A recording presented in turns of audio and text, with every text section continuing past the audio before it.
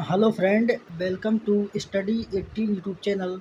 दोस्तों, स्टडी 18 के YouTube channel में आप सभी का स्वागत है। दोस्तों, आज हम इस वीडियो में और प्राचीन भारत के इतिहास में दोस्तों आज हम शिशुनाग वंश के बारे में पढ़ेंगे। दोस्तों, मैंने इसके पिछले वीडियो में आपको हड़प्पा वंश के बारे में पढ़ाया था।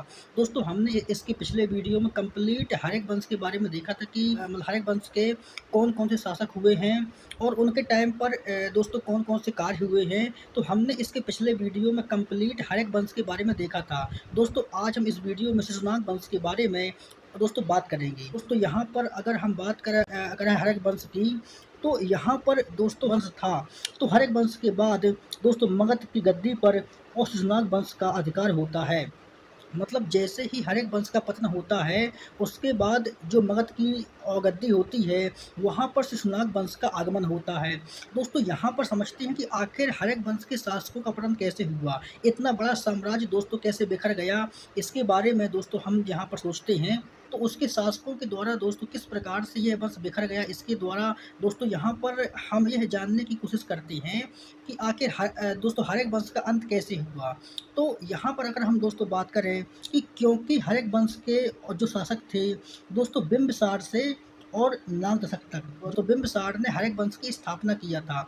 इसको हड़प्पा वंश का संस्थापक कहते हैं और जो इसका अंतिम शासक था उसका नाम था नाग दशक। तो दोस्तों बिंबिसार से और नाग दशक तक जितने भी इसके हड़प्पा वंश के शासक हुए हैं, तो दोस्तों सभी और शासकों ने अपने पिता की हत्या करके राज सिंहासन को और प्राप्त करते हैं। तो जितने भी हड़प्पा वंश के शासक होते हैं, तो वो सभी दोस्तों अपने पिता की हत्या करके और राजगद्दी को प्राप्त करते हैं। तो ये पूरा जो दोस्तों मारकाट चलता है, ये पूरे वंश में चलती है। तो इससे क्या होता है, तो दोस्तों इससे जो जो मगध की पब्लिक होती है, जो मगध की जनता होती है, तो मगध की जनता दोस्तों क्रोध में आकर के पूरे राज परिवार को राजधानी से बाहर निकाल देती है। तो जो दोस्तों ये मगध के शासकों ने और अपने अपने पिता की हत्या करके और राजगद्दी को प्राप्त करती हैं, तो इससे क्या होता है कि जो मगध की पब्लिक होती है, जो मगध की जनता होती है, वो दोस्तों क्रोध में आकर के पूरे राज परिवार को एक प्रकार से अपने दोस्तों और राजधानी के बाहर निकाल देती हैं। तो इसमें दोस्तों क्या होता है कि जब ये एक प्रकार से दोस्तों और सत्ता से मतलब हाथ धोना पड़ता है, और उसकी जगह दोस्तों क्या होता है कि उसकी जगह जो सत्ता होती है वो यहाँ के अमात्य और शिशुनाग को मिल जाती है। तो जो भी दोस्तों हड़प्पा वंश के शासकों के टाइम पर वहाँ का जो अमात्य था वो शिशुनाग था। तो शिशुनाग को दोस्तों मिल जाती है, और राजा बनने के पहले जो शिशुनाग था वो बनारस का गवर्नर था। जब दोस्तों शिशुनाग मतलब कि यहाँ पर दोस्तों मगध की गद्दी पर नहीं बैठता है, उसके समय ये बनारस का गवर्नर होता है। और कब होता है दोस्तों, राजा बनने के पहले। और जब ये मगध की गद्दी पर नहीं बैठता, उसके उसके दोस्तों पहले यह एक प्रकार से बनारस का गवर्नर होता है। इसके बाद दोस्तों बात करते हैं कि जब यहाँ पर दोस्तों शिशुनाग मगध की गद्दी पर बैठता है, तो ये एक नए वंश का उदय होता है। यहाँ एक नए वंश का दोस्तों निर्माण होता है, उसका नाम होता है शिशुनाग वंश। तो यहाँ पर अब हम दोस्तों देखते हैं शिशुनाग के बारे में कि जो भी शिशुनाग ने शिशुनाग वंश का एक प्रकार से दोस्तों यहाँ पर उत्थान किया था, उसके बारे में देखते हैं। तो यहाँ पर दोस्तों बात करें अगर हम शिशुनाग की, इसके बारे में दोस्तों यहाँ पर हम जानने का प्रयास करते हैं।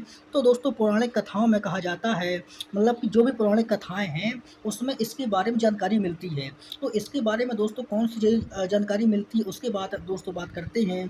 तो इसके बारे में दोस्तों कहा जाता है, जब ये शिशु की अवस्था में था, तो इसके माता पिता ने इसका परित्याग कर दिया था, और इसकी जो रक्षा किया था वो नाग ने किया था। इसीलिए इसको दोस्तों शिशुनाग कहा जाता है। इसके दोस्तों पौराणिक कथाओं में ऐसा कहा जाता है कि जब यह मात्र बहुत छोटी अवस्था में था, तभी इसके माता पिता ने इसका परित्याग कर दिया था। और जब इसका परित्याग कर देते हैं, तो इसकी जो रक्षा करता है वो एक नाग करता है ना, नाग वंश करता है। इसीलिए इसको शिशुनाग कहा जाता है। और जब ये दोस्तों राजा बनता है, तो ये अपनी जो राजधानी होती है वैशाली को बनाता है। अभी तक दोस्तों क्या होता है कि इसके पहले जो उदयन होता है, उदयन ने दोस्तों मगध की जो कैपिटल होती है वो पाटलिपुत्र को स्थापित करता है। लेकिन जैसे ही शिशुनाग दोस्तों आता है, वो अपनी अब जो इसकी राजधानी है वो दोस्तों पाटलिपुत्र से बदल करके ये अपनी कैपिटल को वैशाली कर देता है। और ये दोस्तों क्या करता है, चेंजिंग करता है, राजधानी को चेंजिंग करता है, और अब पाटलिपुत्र के स्थान पर वैशाली को कर देता है। और दोस्तों यह मगध की गद्दी पर जब बैठता है, तो ये दोस्तों बौद्ध ग्रंथों के हिसाब से इसने 18 वर्षों तक राज किया था। और पुराणों के हिसाब से इसने 40 वर्षों तक राज किया था। तो यहाँ पर दोस्तों इसकी जो टाइम पीरियड है इसके बारे में जो भी बौद्ध ग्रंथ हैं, तो बौद्ध ग्रंथों में कहा गया है कि इसने 40 मतलब कि बौद्ध ग्रंथों में कहा गया है कि इसने 18 वर्षों तक, और जो पुराण है दोस्तों पुराणों में कहा गया है कि इसने 40 वर्षों तक राज किया था। इसके बाद दोस्तों हम आगे बात करते हैं।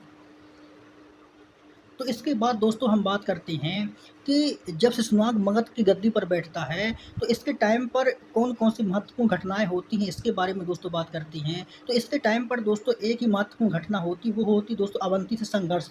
जो अवंती महाजनपद होता है, उससे संघर्ष होता है किसका? शिशुनाग का। क्योंकि दोस्तों जो अवंती होता है ना, तो अवंती दोस्तों जो भी हर्यक वंश के शासक होते हैं और बिंबिसार, तो बिंबिसार के टाइम पर अवंती से मैत्रीपूर्ण संबंध होते हैं। लेकिन जैसे ही दोस्तों हर्यक वंश के पास शिशुनाग वंश आता है और वहाँ पर दोस्तों इसका अवंती से संघर्ष होता है।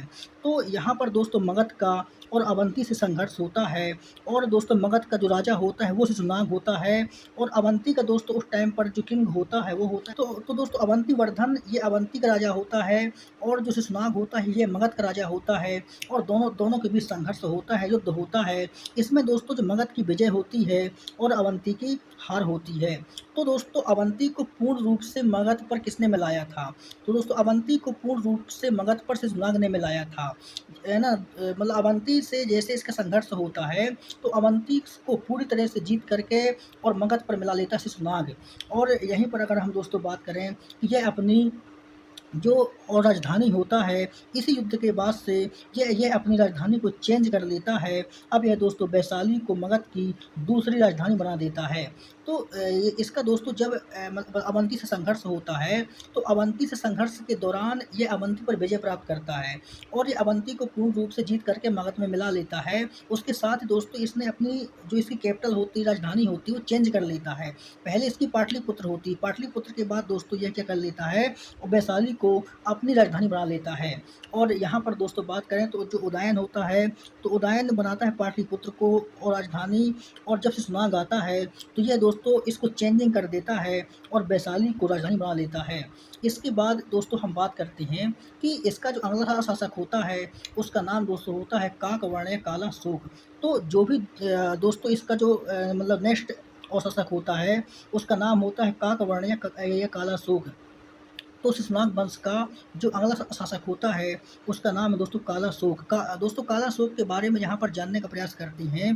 तो दोस्तों शिशुनाग के बाद यहाँ पर जो योग्य शासक होता है उसका नाम कालाशोक होता है। कालाशोक दोस्तों अब यह मगध की गद्दी पर बैठता है ना? शिशुनाग के बाद कौन बैठता है? तो शिशुनाग के बाद मगध की गद्दी पर कालाशोक बैठता है। कालाशोक बहुत ही योग्य शासक था। इसके बारे में दोस्तों बात करते हैं। तो जब ये दोस्तों मगध की गद्दी पर बैठता है तो सबसे पहले ये अपनी राजधानी को चेंज करता है, राजधानी को बदल देता है। जो दोस्तों वैशाली थी ना, तो वैशाली के एक स्थान पर और यह पुनः पाटलिपुत्र को मगध की राजधानी बना देता है। तो वैशाली किसने बनाई थी?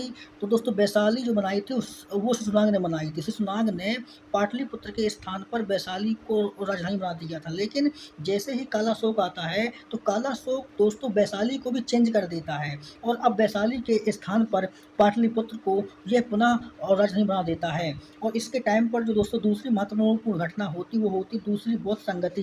दोस्तों जो दूसरी बौद्ध संगति होती वैशाली में होती है, तो दूसरी बौद्ध संगति वैशाली में होती है भी दोस्तों कालाशोक के टाइम पर होती है, और ये दोस्तों कालाशोक ही करवाता है। तो कालाशोक के टाइम पर क्या होता है, इसके टाइम पर जो कैपिटल होती है वो चेंज होती है, वैशाली से पाटलिपुत्र हो जाती है।